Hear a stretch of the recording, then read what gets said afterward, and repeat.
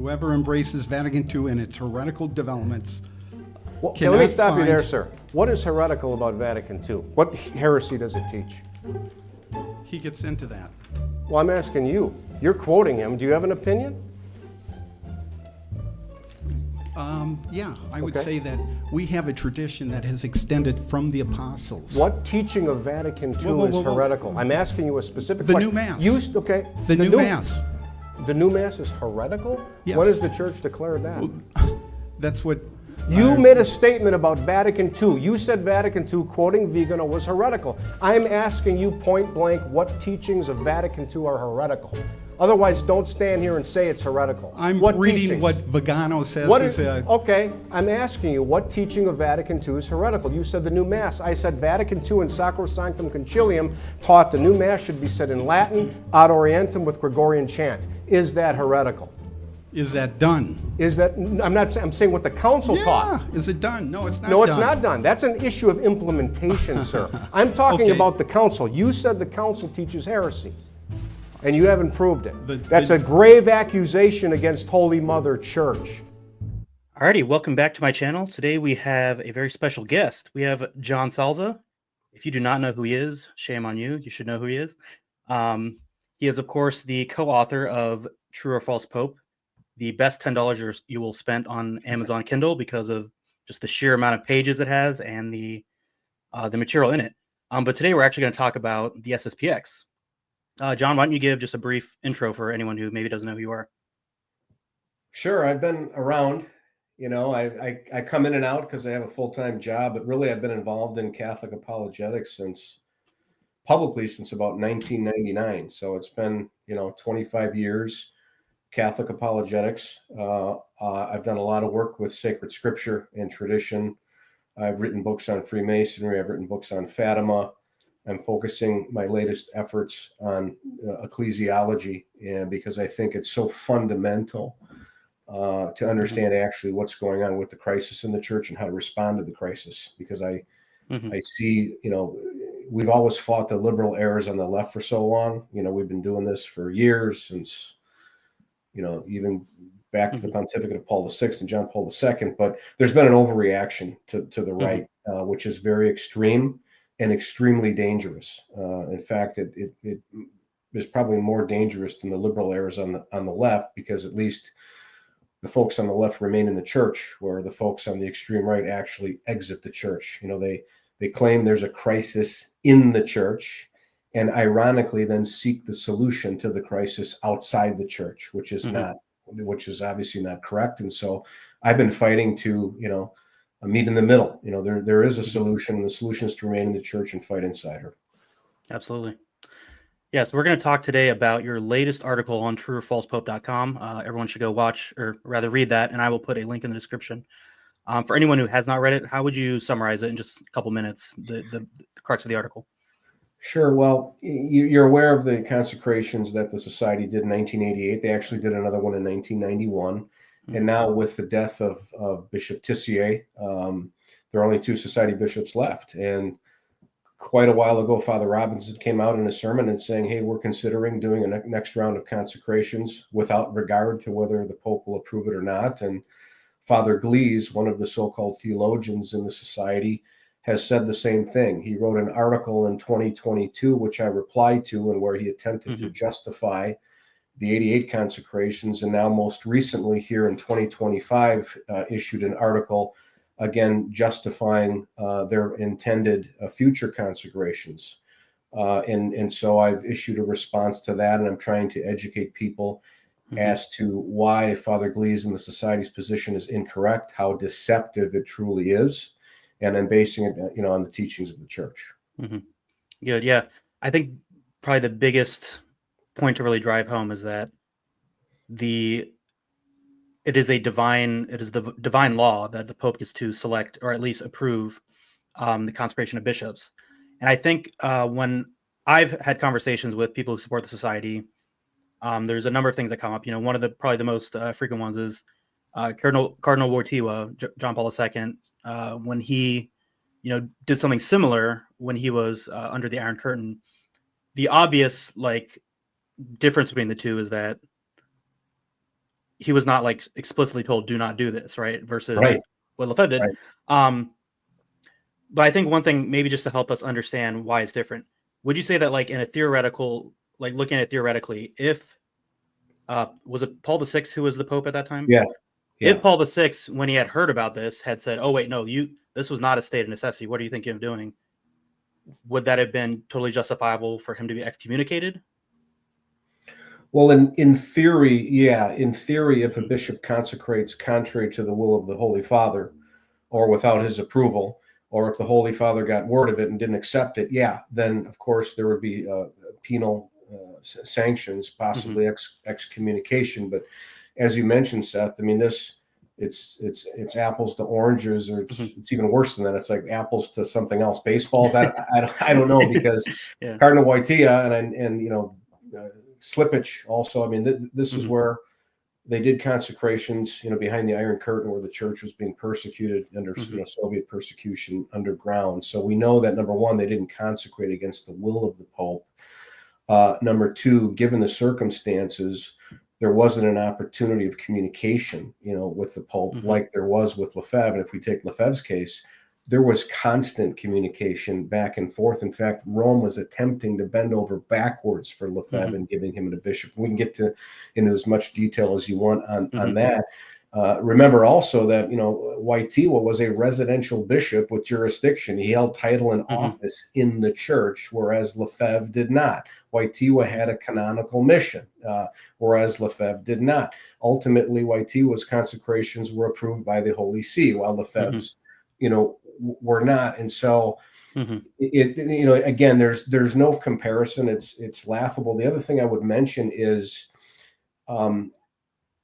when a bishop does a consecration in emergent circumstances like this, some theologians say that they're exercising what's called the collegiate power, which is an act of universal jurisdiction, which comes from Christ himself in Matthew 18, when he told the apostolic college collectively, whatever you, in the plural, bind or loose on earth is bound or loosed in heaven, giving them the authority over the earth with universal jurisdiction. This is part of the church's teaching on collegiality. And so one can say that, Wojtyla and Slippage exercised the collegiate power in this circumstance because, again, unlike Lefebvre, because they were in hierarchical communion with Paul VI. This is how they were able to exercise their power, because all the powers that a bishop receives in episcopal consecration are not powers ready to act until there is what the church calls a juridical or canonical determination, meaning the Pope gives them a mission and assigns them to a diocese. So when you start adding all these things up, you can see how totally ridiculous it is to make these comparisons. Yeah. I was trying to think of, because in your articles, you always bring up the idea of tacit approval, which is kind of what's going on there. Yes. The thing that kind of helped me understand is like, okay, when you think of like a truly extraordinary circumstance, like a priest is outside of his diocese and he sees someone dying on the side of the road, can he minister to him? The reason the answer is yes is because the priest can genuinely and confidently say, okay, if I were to contact my bishop right now, I am confident that he would be okay with me doing this. Yes. Which is very much different than, my bishop told me do not do this, and I'm going to do it anyway because I feel like it's an emergency, right? Right. And in your example, you're highlighting the fact that crisis and necessity are isolated circumstances. They're not the norm. Whereas if you take the position of the Society of St. Pius X, they're not saying that, hey, there's a problem in Milwaukee, Wisconsin. They're saying there is a problem with the universal church. And because of that, we have a right to do whatever we please and be accountable to no one throughout the entire world. Well, that's contrary to the nature of crisis and necessity, right? Which are, subsidiary. They're isolated incidents. And, if you take that position to its proper conclusion, what you're effectively arguing, which is, I think, what Lefebvre did argue, is the Roman Catholic Church cannot fulfill its mission from Jesus Christ. It has defected. We, therefore, have to come in and exercise a so-called mission contrary to the will of those who are truly holding office in the church. Right. One of my fans, I guess, he had a brief exchange with Jeff Kassman, who I'm sure you're familiar with, and he asked him on X, basically, how's the state of necessity determined? And Jeff basically said, the victims determine the state of necessity, right? So it's up to the individual. Are you too sick to attend mass? That's kind of Sure. your call. Are you paying a just wage to your employees, etc.? Yeah. How does this? Why does this not work for Lefebvre being basically the one who decides if it's the Yeah. state of necessity or not? Sure. Well, if the decision is within the scope of our ability and duty to make a judgment, then I would agree with Jeff because, yeah, I can only decide whether I'm too sick to go to mass, right? Hmm. However, that judgment can never contradict divine law. So if Hmm. I can't go to mass, the divine law still obligates me to sanctify the Lord's day. Okay. Hmm. Um, so the question is, number one, is the decision within the scope of my authority? Okay. And when you look at, again, the situation with Archbishop Lefebvre, well, it wasn't Hmm. his decision as to whether to choose a bishop or bishops for the society. Hmm. That was the Pope's decision. So number one, it wasn't within the scope of his authority. And number two, as I mentioned, it was also contrary to divine law. Hmm. So the norms of necessity would never apply to such a case because, as I've written many times, the divine law of Jesus Christ, this positive divine law and mission that he's given the church, foresees states of necessity and crisis. It foresees all Hmm. things. If the mission that Christ gave the church were unable to deal with states of Hmm. necessity, subjective states of necessity, then the church would be defectible. She could not carry Right. out her mission. Hmm. It's as Yeah. simple as that. I think, yeah, again, it comes back to that crux. Is it a matter of divine law or ecclesiastical law? Yes. I think a lot of supporters of the SSPX will say it's ecclesiastical law. Now, your article that you just posted, you gave several quotes from popes that I think are very, very good arguments for the contrary. But I guess to play devil's advocate, like the phrase divine law doesn't really show up like per se. What's like the strongest piece of evidence you would use to say like this is definitely divine law? Well, if you read I don't have the quotations in front of me, but it was Hmm. Pius the Sixth, Pius the Ninth. I mean, they say this right was conferred by Christ to Peter. Yeah. That means it's divine. Yeah. It's divine Yeah. law, right? Yeah. And if you think about it, and it says this in a number of magisterial teachings. This is and I think it was either Pius the Ninth who used the actual word divine right. That's not my Yeah. terminology. That's Right. Pius. Yeah. That's Yeah. Pope Pius the Ninth. And if you think about it, Hmm. Seth, I mean, the Father sends Christ. Okay, Christ then sends his apostles. Well, the vicar of Christ sends the successors to the apostles. That's how it is. Hmm. That's part of divine revelation where Christ gave the Great Commission and sent. And, the church calls that canonical or juridical mission. So, Hmm. the process of choosing and consecrate and sending are all rooted in divine revelation. It comes from the very law of Christ himself. Hmm. Yeah. Now, I was trying to figure this out, but I'd read that prior to the Council of Trent, papal mandates for consecrations were not always the norm. Do you know if that's true? Is there, and even Yes. if it is, does that go against anything that you're saying?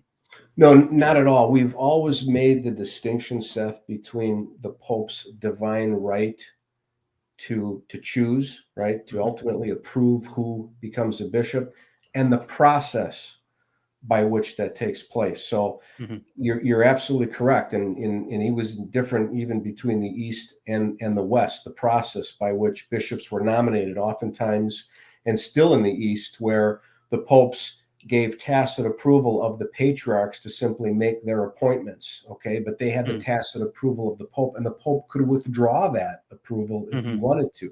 There were other situations where the Pope, and by the way, the Pope also has the divine right to make up the process too.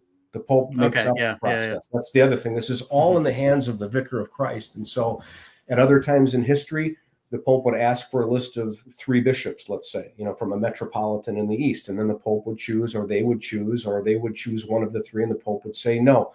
So it's true to say that, this notion of apostolic mandate was not always in the church. It came around, around the time of the Council of Trent, Hmm. because really due to the paganization of certain territories which were once Catholic dioceses, especially in the East, where they were no longer Catholic, but the church wanted to preserve these territories as Catholic, and so they would appoint, Hmm. bishops to them, which are now, considered, if they don't have subjects, they're titular bishops. But that's where the church came up with the apostolic mandate, because they wanted to secure these territories to make sure that rogue bishops and those who were operating contrary to the church wouldn't come in and usurp the legitimate authority of bishops. So you're right. I mean, the process of requiring an apostolic mandate is ecclesiastical law. In today's age, what happens is, the Pope makes the approval. There's an apostolic mandate, a letter that's presented to the consultors of a diocese, and there's usually a mass involved, and everything is a formal process. That's all ecclesiastical law. But the point is that it is the divine law of Christ which dictates that the Pope must approve who becomes a member of the apostolic college. I mean, think about that. The Pope himself is the head of the college. And so one cannot enter into the college of which he is the head contrary to the will of the head. That's just common sense, right? Another way to think about it is the inferior has to always be received by the superior. Okay, so Archbishop Lefebvre couldn't consecrate bishops, against the will of the Holy Father, when the purpose of consecrating a bishop is to enter into hierarchical communion with the Pope to carry out the Pope's mission in a specific territory or diocese. And so this is what the magisterium teaches very clearly. So yes, the process by which this comes about has been determined by ecclesiastical law, but the ecclesiastical law is really carrying out the divine law, and that is that the Pope has the divine right to choose, select, consecrate, and send. Gotcha. Another, I guess, historical factoid that I came across was that during the Great Western Schism, the sort of 2-year period where there truly was there was no Pope, sede vacante, I've heard that some people claim that there were bishops consecrated during that time. It's kind of hard to figure out if that's exactly true, but suppose it was true. Yeah. Would that possibly still be okay, since it's not, as you're saying, going against the will of the Pope? Yeah, you're raising some really technical, and theological issues. That covers a lot of territory. Yeah, during the Great Western Schism, by all accounts, in my reading of it, the lines of the popes, particularly in Rome and in Avignon, were consecrating bishops. So this is a very unique moment in church history, which obviously cannot be compared with Archbishop Lefebvre, when we knew who the Pope was at the time and there was no confusion, right? So we really haven't seen the situation before or since. But to address the question, during the time, the true Pope, right, the true Pope could communicate jurisdiction because he receives jurisdiction from Christ. So we know that the true Pope could communicate jurisdiction. What about the false Pope? Reminds of our book, True or False Pope, right? The false Pope, there's a principle of ecclesiastical jurisprudence which says that the church can supply jurisdiction in certain circumstances. Now, one, Seth, you just raised was the situation where somebody's in danger of death. Okay. That's where, according to ecclesiastical law, the church will supply jurisdiction for even an excommunicated priest who has absolved somebody, let's say, in danger of death. The church doesn't have to do that. That's a matter of ecclesiastical law. But as I said, the human law carries out the divine law and the will of the salvation of souls.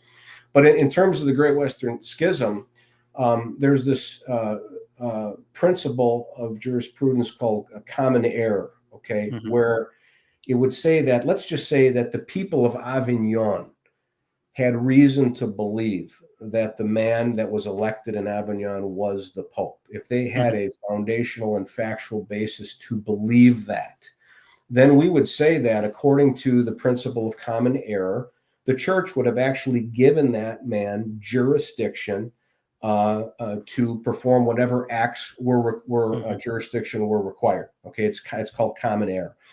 The other principle under supply jurisdiction is something called positive or probable doubt, where it generally doesn't relate to the community who has the belief, but it actually relates to the man who thinks he's Pope. If he really truly thinks he is Pope, then the church will supply him jurisdiction in that case for the benefit. So again, you're dealing with a situation that we've never really seen before or since, but Catholic jurisprudence has an answer for it. The true Pope conferred actual jurisdiction. And the false pope also communicated jurisdiction under the notion of common air. That's how I would answer that question. And again, it doesn't apply to the situation with the society or any of the independent bishops today. Gotcha. Now play along with this for a moment. Yeah. Suppose Pope Francis, God forbid, passes away, or let's just say he resigns tomorrow. Could the SSPX? I don't think they'd actually do this, but could they say, "Oh, we're gonna consecrate bishops now," and it's not against the will of the Holy Father because we don't have one right now? It's sort of a loophole. Why would that not work? Well, for a number of reasons. One, they still need an apostolic mandate under canon law, and if they don't, they're excommunicated. Right, right. Number two, the whole purpose of episcopal orders, all right, is to ultimately bring one into the College of Bishops, first and foremost. But as a result of being in the College of Bishops, he's given title. Okay, he's given title and office in the church to carry out a specific function. Okay. The society bishops don't have office or title in the church. There's no such title as auxiliary bishop of the Williamson resistance movement or auxiliary bishop of the CMRI sect, you see? And so it wouldn't be possible for them to enter into the College of Bishops without having been approved by lawful authority to hold title or office in the church. Now, do the SSPX bishops, do they consider themselves auxiliary bishops of the diocese they're residing in? Is that what they say? No, it's a good question. You asked that, and it's crazy that they throw around this term. Of course, this term came from Archbishop Lefebvre. Archbishop Lefebvre said, "Hey, I'm not consecrating bishops for a diocese. I'm only consecrating auxiliary bishops." And of course, now this term is caught on in the false traditionalist movement, and Williamson used it. Farr and Aquinas and Pfeiffer. I heard Pfeiffer say that he's an auxiliary bishop. No, they're not. No, they're not. An auxiliary bishop is consecrated to serve the residential bishop. The residential bishop is the ordinary of a diocese. And so an auxiliary bishop, again, holds title in the church. And he is consecrated for the purpose of serving the residential bishop. And he's either given faculties by the Holy See, or he's delegated jurisdiction, for certain acts by the ordinary. And so none of this applies to, these so-called traditional trad bishops, because they don't hold title or office in the church. I mean, I would ask Pfeiffer, I'd ask any of these false trad bishops, if they say they're auxiliaries, I'd say, okay, auxiliary under who? What residential bishop are you under? Because by definition, an auxiliary bishop serves the residential bishop, by definition. The other thing is auxiliary bishops, Seth, are typically appointed to titular sees, which are actually, they're technically dioceses who, again, have been paganized, where there's no Catholics there, or there's just nobody there. There's no subjects there. And so even though they're titular bishops, the Pope still has universal jurisdiction over these areas around the world. There's a lot of these in the East, but again, they hold title, they hold office. And so none of this applies to these false traditionalist bishops. And you know where it actually comes from? When you think about it, and the society promotes this error to this day, and it started with Lefebvre, is that Lefebvre thought that he could bifurcate episcopal consecrations between the power of orders and the power of jurisdiction. Okay. But that's schizophrenia. It's ecclesiastical schizophrenia, because the power and orders and jurisdiction, they're interdependent and related powers.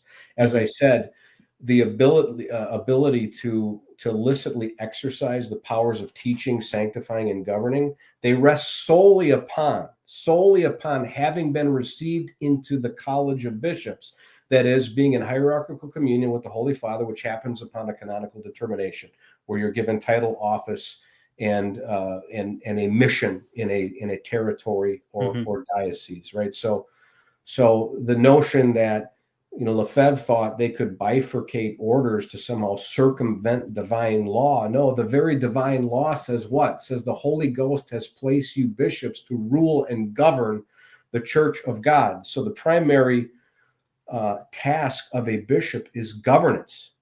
And as I've mentioned, if you read St. Thomas, says just as the simple priest's primary function is to confect the body of Christ, the primary duty of a bishop is to rule the body of Christ in his territory, in his diocese, where he has supreme authority in his diocese, and of course the Pope has supreme authority over the universal church. So you don't split up these powers. They're interdependent related. That's not to say that the power of orders truly does give the sacramental ability to make other bishops and so forth, and to confer the sacraments, which is why they're so dangerous and why they're ultimately fundamentally schismatic, because these are true powers, the sacramental powers. They don't have the true powers to teach or govern, but they do have powers to sanctify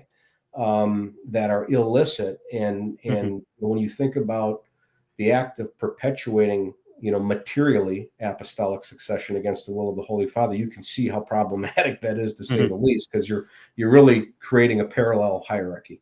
Yeah, and this goes back to the article. If I was reading it correctly, Father Glees was saying that Lefebvre did not intend to confer jurisdiction.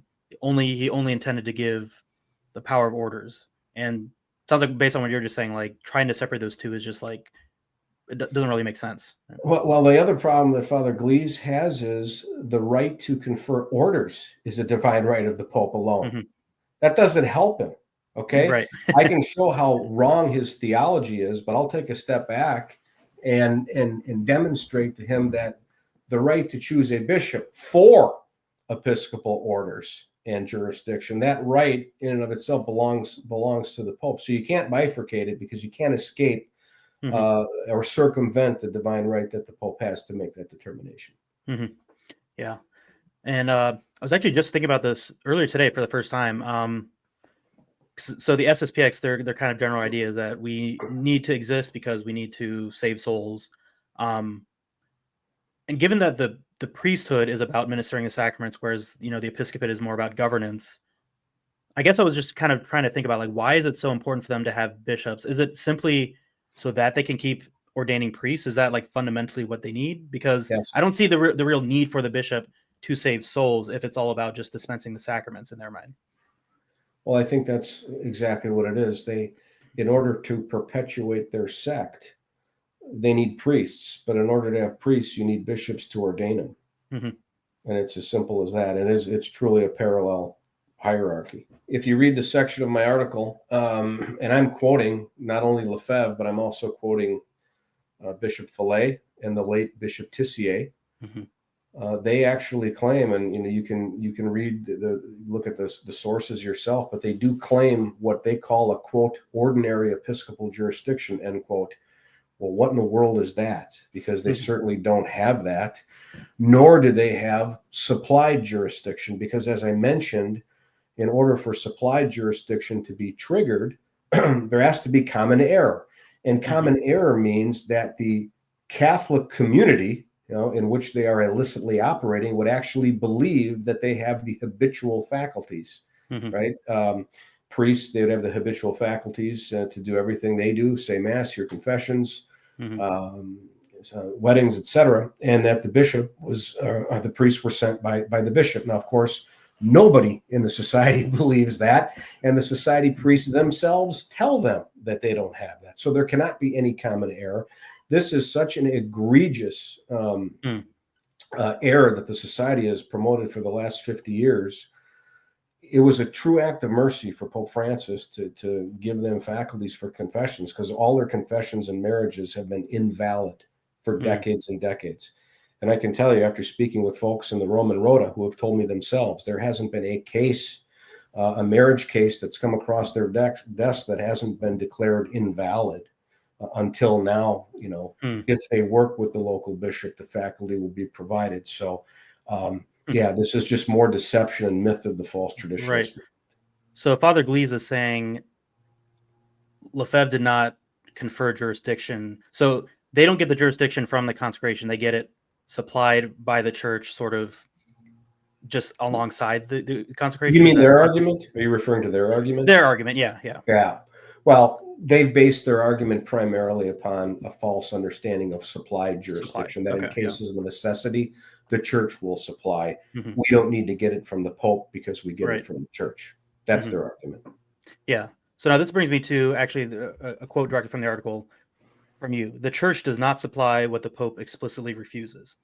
So I've noticed this is kind of a common theme, is that they will sort of pit the Pope and the church, or maybe like the visible church and the invisible church kind of against itself. Hmm. So they'll say things like, well, the church approved these consecrations even though the Pope didn't. Or maybe they'll Yeah. say something like, the Pope approved this new rite of the Mass, but the church rejects it based on tradition. Have you made this observation before, that they're kind of saying like the church and then the Pope, or Yes, like us versus the conciliar church?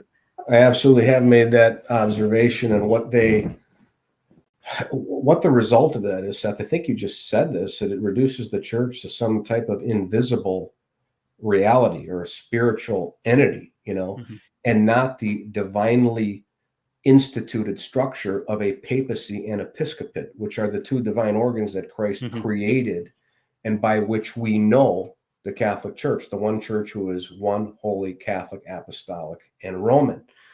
And the danger there is then reducing this divine constitution of the church to some type of human element that we can just overlook and say that we're actually the true church with the true Hmm. faith, and hence we can do whatever we want to save souls without regard to the divinely instituted, structure that Christ himself made. So now you're really talking about Hmm. a Protestant ecclesiology, which is completely subjective. It's a mere Hmm. spiritual reality composed of those who Hmm. profess the true faith. Right. And of course, the society doesn't profess the true faith because Hmm. they reject the profession of faith. And I can go on and Hmm. on and on about that, but you see how absurd that is. But you're right. It's Hmm. a good observation. It's almost the Pope versus the church, that the Hmm. church somehow exists without the Pope, and they can pit the Pope against the church. That's not Right. how it works. Yeah, and I think that sort of line of thinking only really works if you go full sedevacantism, where you say this church is not the church, this is not the Pope. That's why he has no authority. And what I find interesting is, in your article, you listed a bunch of quotes from Lefebvre that, like, Yeah. honestly kind of sound like sedevacantism. I Right. was kind of wondering, do you think he ever quite held that position, or maybe he just had cognitive dissonance trying to hold these two things at the same time? Well, and you can get these quotes from, I think it's archbishoplefebvre.com, which they're all proudly displayed there. And they're on the society websites. They're on a number of websites. And in the books, I've got pretty much all of Lefebvre's books here, and letters. It's interesting you raise that, because the priests who left the Society of St. Pius X to become sedevacantists say that they got that idea from Lefebvre. Mhm. And if Right. you Yeah. remember the late Father Anthony Cicada, he put out a video on this, Yeah. at Yeah. the time we're writing True or False Pope. He said, hey, we got the idea from Lefebvre. And so I don't think, he formally gave his stamp of approval on that. But when you read those quotes, Seth, you conclude he almost was a practical Right. Right. sedevacantist, Yeah. because, he claimed that the Catholic Church really ceased to be the true church, Hmm. and the popes were antichrists. Hmm. Right? I mean, this is the strong language that he used. And so if he wasn't a sedevacantist, well, my goodness, he Hmm. certainly looks like he denied the dogma of indefectibility, because the Right. Catholic Yeah. Church cannot become something else. Okay. Hmm. It Hmm. remains the church the way that Christ founded it, with a papacy and an episcopate. And so, Lefebvre said, no, actually, there's a new priesthood, a new catechism, new doctrines, a Hmm. new religion. So that means the church must have defected. Either that, or the church before 1958 wasn't the true Hmm. church, and somehow it existed elsewhere, and we didn't know where it was. Hmm. So that is a real problem. So I would say, technically, I don't think he was, formally or publicly a sedevacantist, but Hmm. if you read the quotations, it's almost like he was practically one. Right. I find it interesting when I see on social media, I see sedevacantists going after the recognized or resist people. It's like, how are you saying this is this person is antichrist, or like this is a false church? Then why don't you just like come over to our side? And it's funny to just kind of see how it's like the sedevacantists are kind of more consistent, to be perfectly honest. They are, they Yeah. absolutely are, and they have so many grievous errors Hmm. in their approach too. But Hmm. in a way, they are consistent. I think that's how they rationalize it. Hmm. But I was just reading Saint Catherine of Siena, one of the great Dominican saints and doctors of the Hmm. church, and how much she emphasized in her dialogues on obedience. Obedience being the key that unlocks the door, Mm. to heaven. This key which you know, Adam had and lost through his disobedience, and now Christ Hmm. has through his obedience, and now that key's been given to the vicar. And this is just one of many examples where she says, and it's actually God the Father speaking to her, and she dictating in the dialogo, Hmm. that who's not in obedience to the Holy Father is in a state of damnation. And she even says, even if the Pope is an antichrist and a member of Satan, which is what Lefebvre said, she Right. says, I still submit to his jurisdiction and authority. Yeah. Yeah. Isn't that profound? Hmm. That's really the attitude that Catholics should have, because the Vicar of Christ is Christ on earth for Hmm. us. And of course, if the Pope says something that's outside the scope of his authority or leads us into sin, okay, we don't follow it. But is the Pope Hmm. really doing that? I mean, sure, there's scandals and there's things that we might subjectively interpret to be something other than they Hmm. are. But this notion of simply preemptively saying, I'm Hmm. not going to obey, is Right. so Right. contrary, to Catholicism, and really is imperiling one's salvation. It Right. really is. Yeah. I've seen a lot of talks about the limits of obedience, and people seem to agree it's if someone who is an authority to you asks you to violate, basically either to sin or to violate divine law, that's when you can Right. disobey. Of course, people will say like, my right to go to the TLM is a matter of divine law, or which Mm, is yeah. I've never really Well, found that to really hold water. yeah, I don't find that But compelling either. yeah, A particular liturgical missal is a matter of discipline. Yeah, it's not right, a matter of exactly. divine law, right? Um, to say a certain missile is a matter of divine law, it's just funny to see how they'll say the missile of either 1962, or let's just even say the Tridentine Mass, going back to Trent, that's a matter of divine law. Hmm. But the idea of the Pope having the right to choose bishops, that's not divine law. That's ecclesiastical. Doesn't really make sense, right? It doesn't make sense at all. No, Yeah. not at all. But I've Mhm. I've scoured the encyclicals, going back to Pius VI, Pius VII, and there's a lot out there that I don't think was unearthed until I did it, and maybe others Mhm. have done it. I don't know, but there's enough there that should cause people in the society to put the brakes on and say, hey, wait a minute, we have a Mhm. problem. And frankly, when the fraternity priests who were in the society and were advising Archbishop Lefebvre not to go forward with the consecrations, they themselves did a study, and I have a copy of that, and they Mhm. cited some of the encyclicals that I have, and a lot of the reasoning and theology, and unfortunately Lefebvre didn't listen to that, but they understood this was a matter of divine law. They understood Mhm. that if one were to usurp a Mhm. divine right of the Pope, it would necessarily be a schismatic act. Mhm. And this is what was presented to him. And unfortunately, we know what happened. Right. Now I'm curious, since you formerly were a supporter of the society and attended their chapels, Yeah. um, since you've been, I guess it's been almost 3 years now since you've been putting out material. About 5 years. Uh, Yeah. 5 years. Okay, 5 years. Yeah. Um, for example, like Father Glees, has he reached out to you, or has he just kind of written articles in response? Have you gotten Yeah. anybody to sort of reach out and have any personal conversations on this? Yeah, and I'm not going to name names because it's Sure. confidential, but Mhm. I'm in dialogue, and Robert Cisco also is in Mhm. dialogue with some of the top brass of the society, and I can tell you they're stuck. They don't have rebuttals.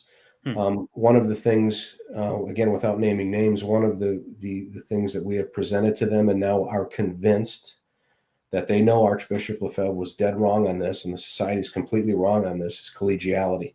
Hmm. We have presented our arguments on collegiality to them. They have no rebuttals. And I can tell you, having worked with these guys for many years, I mean, they were consultors on our book. Mhm. Right. They have opinions, and they got back to us right away. They're really stuck now. So I'm hoping, Seth, in God's time, this will become public. But the work that I've put out Mhm. on collegiality and the work that Robert Cisco's done on collegiality, I haven't seen this vetted the way we have. I mean, Lumen Gentium is out there, and I don't think it's overly complicated.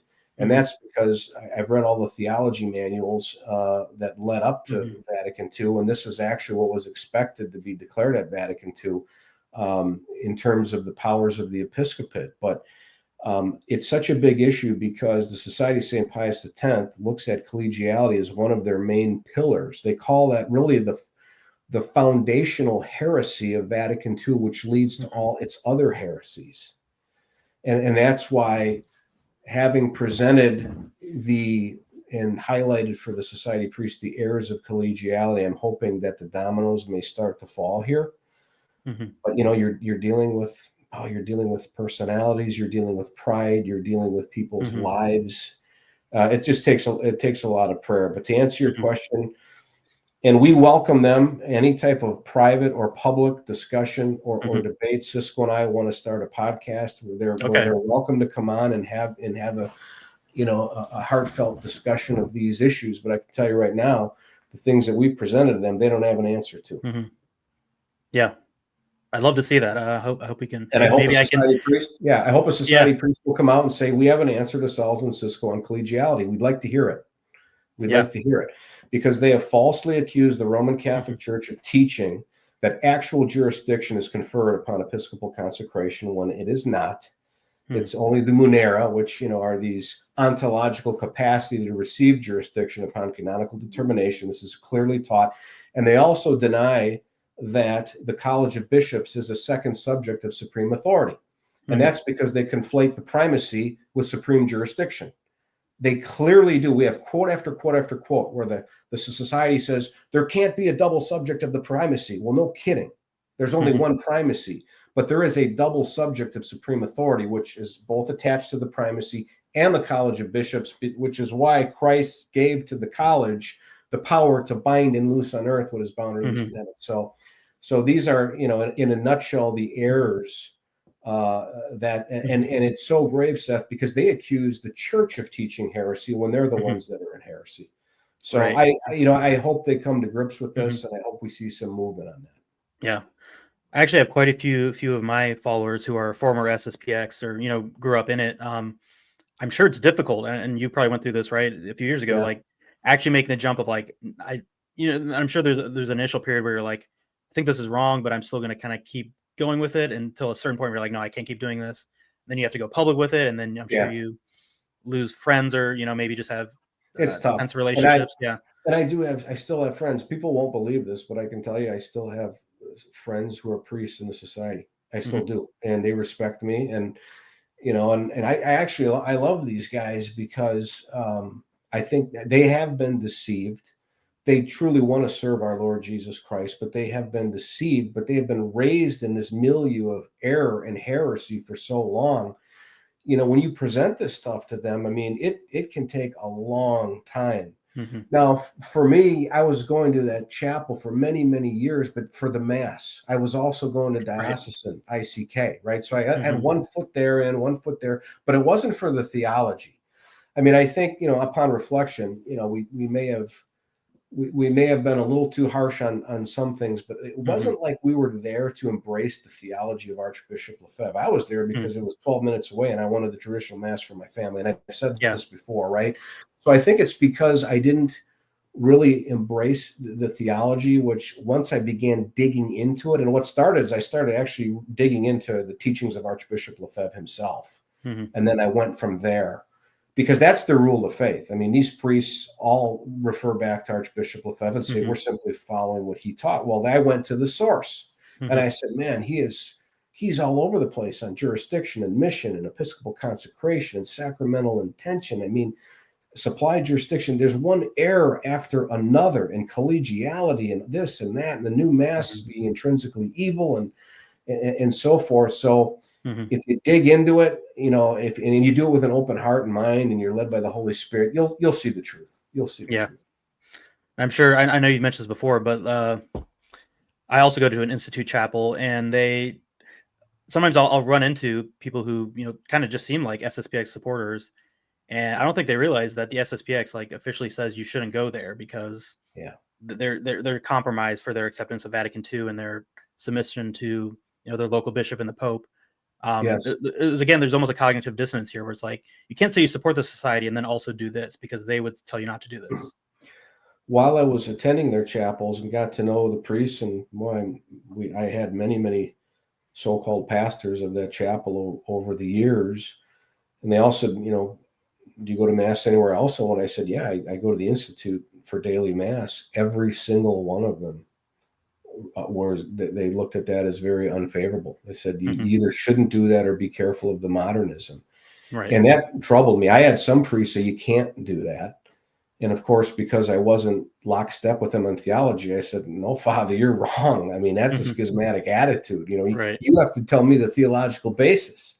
Well, it's the Christ, it's modernism, it's Vatican II. I said, can you be more specific than that? Right? Because they're fighting the crisis as well. And there's no modernism, whatever you mean by that, over there. So, and that's another thing, when you sit down and talk to people, it's very easy to say because of the crisis and modernism and a state of necessity, we can do whatever we want. When you talk to people, you got to pin them down. What do you mean? Show me exactly what you're referring to. Oh, you don't like ecumenism? Okay, let's go to Unitatis Redintegratio. Let's go to the document and let's point out exactly, and let's look at the Latin and let's find out what the issues really are.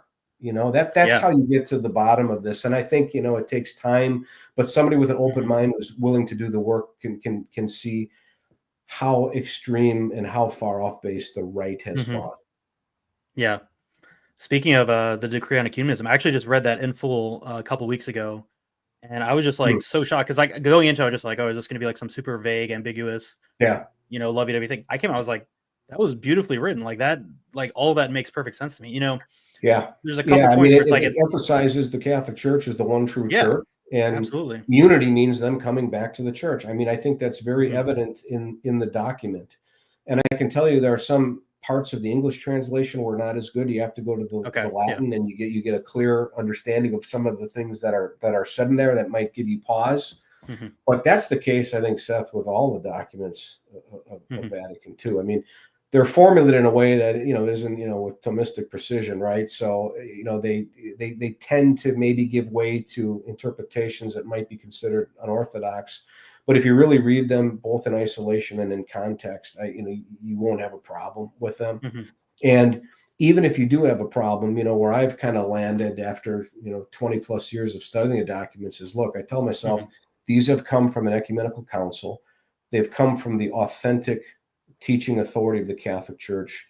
2,500 bishops plus have approved these documents. And so if there's something that I don't quite understand, I'm still going to give her a submission of intellect and will, assuming it's true. The other thing I would mention, Seth, is if you read these statements that they claim are ambiguous or problematic, if you read them in light of tradition, with this hermeneutical approach of, reconciling with Catholic tradition, you won't have a problem at all. The problem is with the extreme trads, they're trying to find heresy in the documents.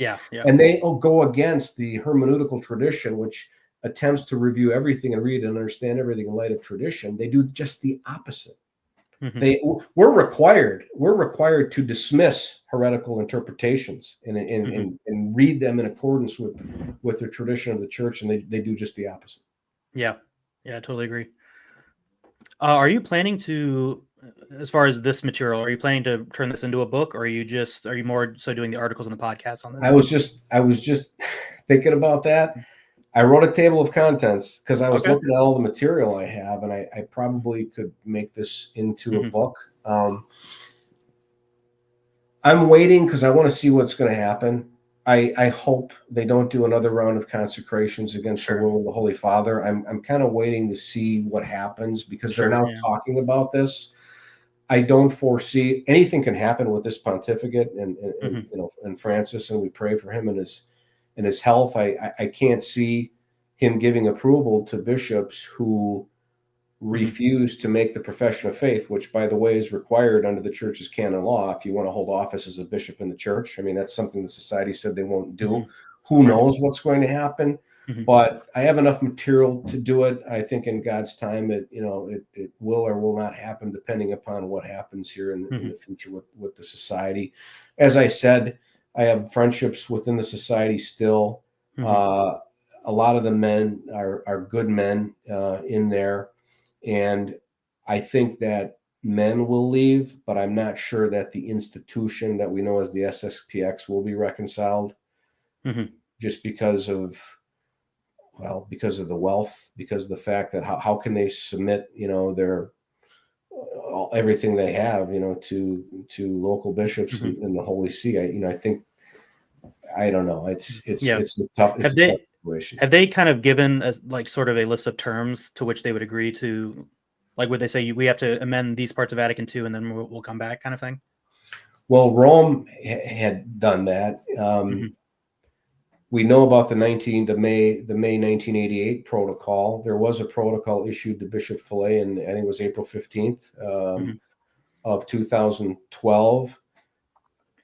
I know what terms and conditions were in there because I was inside at the time, and I don't know to what extent that was published, but they were extremely reasonable and even gave the society room to critique the council to the extent that we're not dealing with de fide teachings, right?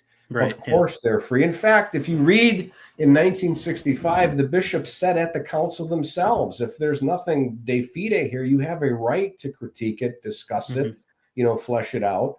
And the other thing is a lot, some of the things in Vatican II wouldn't even be considered teaching or doctrine, okay? And so they don't even qualify as a truth that has to be assented to with religious faith, submission of intellect and will under the profession. And so I think all this was made available to the society, and they still refused it. I don't know if it was because they didn't want to admit that the new mass was legitimately promulgated, or whether there's more, material or financial aspects of this that would be holding them back. I don't know. I can only speculate. But it goes back to Lefebvre. Archbishop Lefebvre, in spite of his 13 years of disobedience, in spite of withdrawing submission from the Holy Father, in spite of him ignoring all canonical warnings and all canonical censures and calling popes the Antichrist and the church no longer the Catholic Church, John Paul II was still willing to give this man a bishop. I wonder why, but he still was willing to give him a bishop. And Lefebvre, as we know, agreed and then reneged and then consecrated 4 instead of 1 6 weeks earlier. So we know the rest of the story. So the society says it's a mystery how they can, do what they're doing. Well, yeah, it's a mystery why they didn't accept the deal that was given to them. And maybe it's not such a mystery. Maybe the reality is the Society of St. Pius X wants to be independent of the Roman Catholic Church. I think that's the real answer. Sure. Now, have they kind of responded with their own set of terms? Like, here's what we would agree to?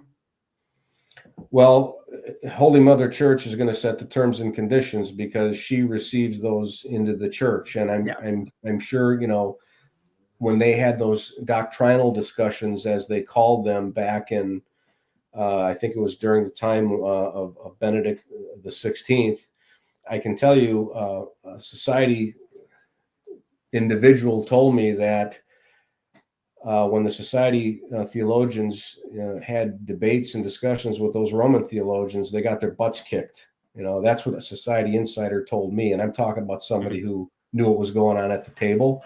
And so the church has to determine what the terms and conditions are. And, if they don't accept them, then they will remain separated from the church. God willing, someday this will be resolved, but who knows?